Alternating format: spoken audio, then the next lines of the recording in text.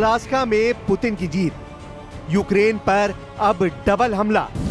America के Alaska में Putin और ट्रंप के बीच 3 घंटे तक यूक्रेन युद्ध को लेकर बातचीत हुई, लेकिन किसी को नहीं पता कि इस मीटिंग में क्या बातें हुई हैं।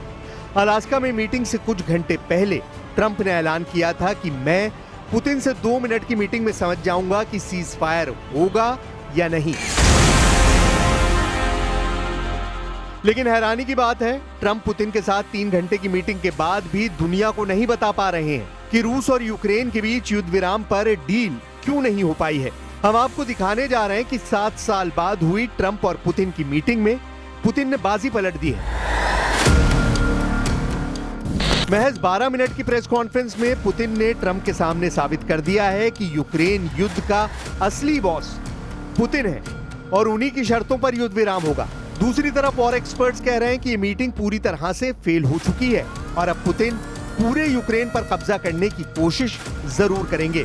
यूक्रेनी अधिकारियों ने तो यहां तक दावा कर दिया है कि अब पुतिन पूरे यूक्रेन पर कब्जा करने की कोशिश करेंगे। हम आपको अलास्का मीटिंग के बाद यूक्रेन युद्ध की वो खबरें दिखा रहे हैं जो साबित कर रही हैं कि अलास्का में ट्रंप ने यूक्रेन और नेटो को डबल धोखा दिया है। 3 घंटे की पुतिन ट्रंप मीटिंग, अब वॉशिंगटन में ज़ेलेंस्की का सरेंडर।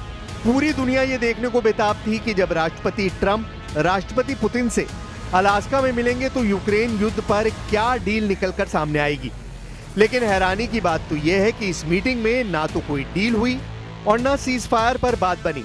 वॉर एक्सपर्ट्स का साफ कहना है कि आज की तारीख में रूसी सेना ने यूक्रेन के काफी बड़े इलाके पर कब्जा कर लिया है। इस वजह से यूक्रेन, यूरोप, नेटो और अमेरिका पुतिन पर दबाव नहीं बना पाए हैं।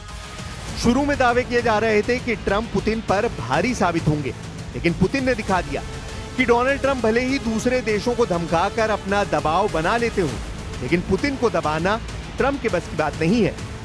यही वजह है कि जैसे ही मीटिंग खत्म हुई, रूसी सेना ने यूक्रेन पर हमले बेहद तेज कर दिए।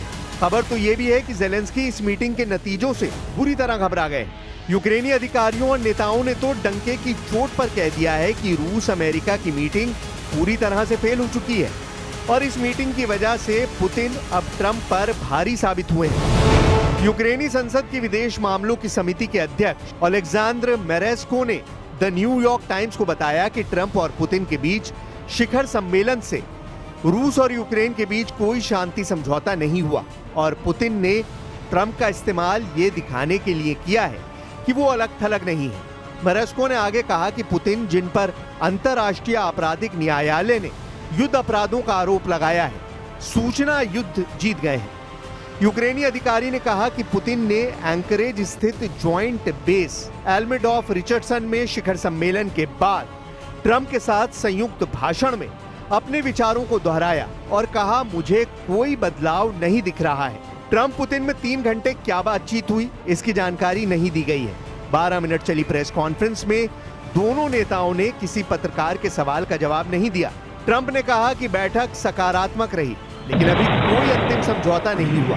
पुतिन ने कहा कि यूक्रेन युद्ध खत्म करने के लिए उसकी असली वजह को खत्म करना जरूरी है। पुतिन ने कहा कि अगर 2022 में ट्रंप राष्ट्रपति होते तो यूक्रेन युद्ध नहीं होता।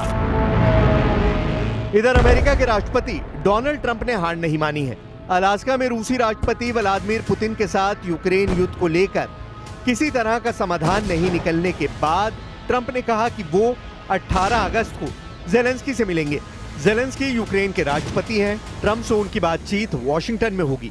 इससे ये संकेत निकलता है कि ट्रंप किसी भी कीमत पर रूस और यूक्रेन युद्ध बंद कराना चाहते हैं, लेकिन लगता है कि पुतिन को जरा भी जल्दी नहीं है, क्योंकि रूस पहले से ही यूक्रेन के बड़े हिस्से पर कब्जा कर चुका है और अब पूरे पूर्वी यूक्रेन पर कब्जा करना चाहता है। जरा देखिए अभी तक रूस ने यूक्रेन में कहां-कहां कब्जा कर लिया है।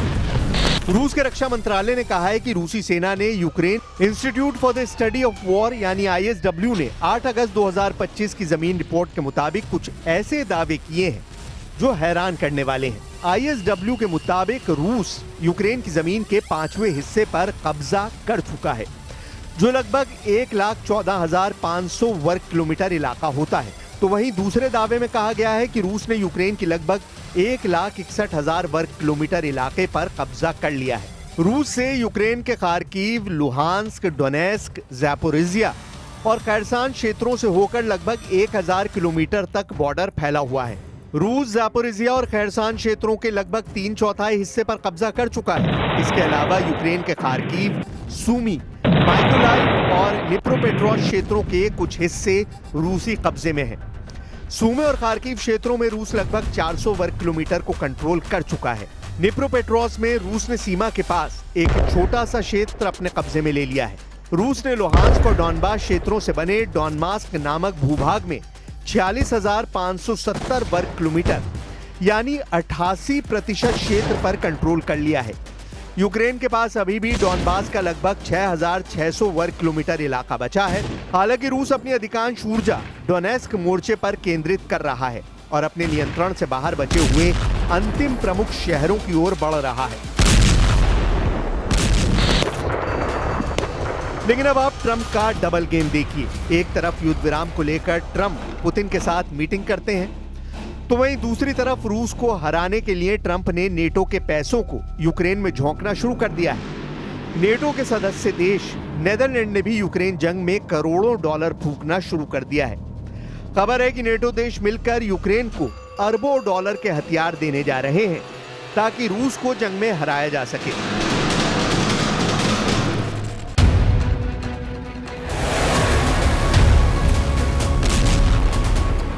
फिलहाल नेटो के सदस्य देशों में से एक नेदरलैंड ने यूक्रेन के लिए अमेरिकी हथियार खरीदने के लिए 500 मिलियन यूरो यानी लगभग 4500 करोड़ रुपए देगा। नेदरलैंड पहला नेटो देश है जिसने अमेरिकी राष्ट्रपति डोनाल्ड ट्रंप के दोबारा चुने जाने के बाद यूक्रेन को अमेरिकी हथियार देने के लिए नए नियम को अपनाया है। 24 फरवरी 2022 को रूस द्वारा यूक्रेन पर बड़े हमले के बाद से अमेरिका यूक्रेन का सबसे बड़ा समर्थक बनकर उभरा है। सिर्फ बातों में नहीं बल्कि पैसों और हथियारों में भी। 12 मार्च 2025 तक अमेरिका यूक्रेन को 66.9 अरब डॉलर यानी 5,86,746 करोड़ रुपए की सैन्य मदद दे चुका है, जिसमें आधुनिक हथियार, गोला बारूद, ट्रेनिंग और जंग के मैदान में रियल टाइम इंटेलिजेंस शामिल है।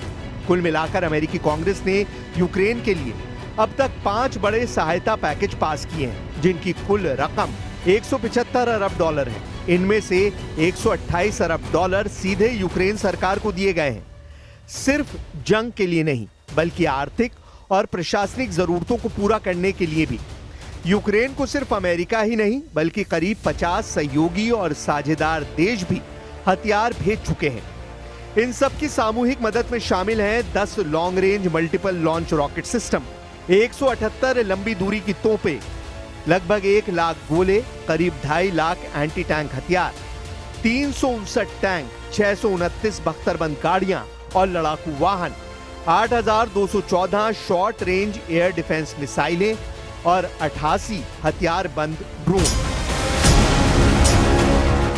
अब ऐसे हालात में देखना होगा क्या वाशिंगटन में जब ज़ेलेंस्की ट्रंप से मुलाकात करेंगे तो क्या वो ट्रंप की शर्तों के मुताबिक युद्ध विराम करेंगे या फिर एक लंबी जंग जारी रहेगी।